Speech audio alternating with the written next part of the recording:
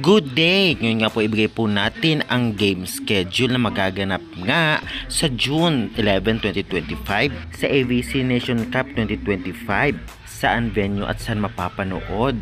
Ibigay po natin ang team standing sa Pool B kung saan kasali ang Alas Pilipinas at syempre result ng game. Kaya before that guys, please naman don't forget to like, comment, and subscribe and pa-hit the notification bell para lagi po kong updated sa aking mga bonggang video about sa volleyball dito sa Pilipinas. Pa-subscribe naman, maraming salamat, and purchase na kayo ng Alas Pilipinas t-shirt.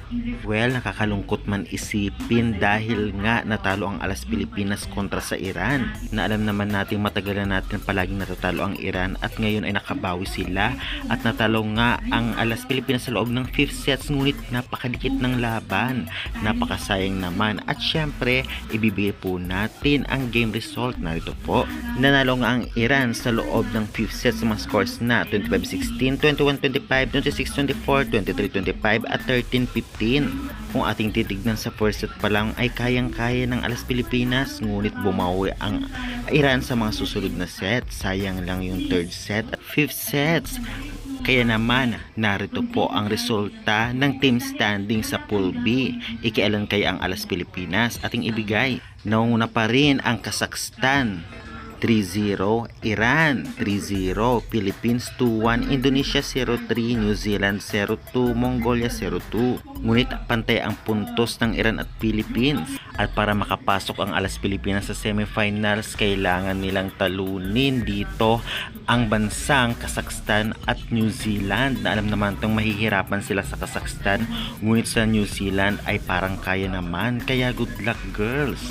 Malaking sayang talaga. Syempre, hindi rin nakapaglaro si Solomon dahil may konting injury. Samantalang ibigay naman po natin na ngayon ang magiging game schedule nga sa June 11, 2025. Narito po. Una maghaharap ang Australia versus Hong Kong, China 11 AM. 1:30 PM naman Kazakhstan versus Iran. 4 PM Philippines versus New Zealand. 6:30 PM Indonesia versus Mongolia at 9 PM Vietnam versus India.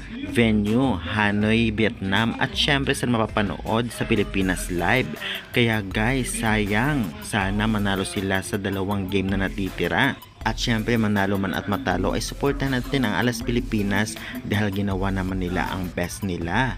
Especially maraming error kanina, wag na lamang natin sisihin para makabawi next game.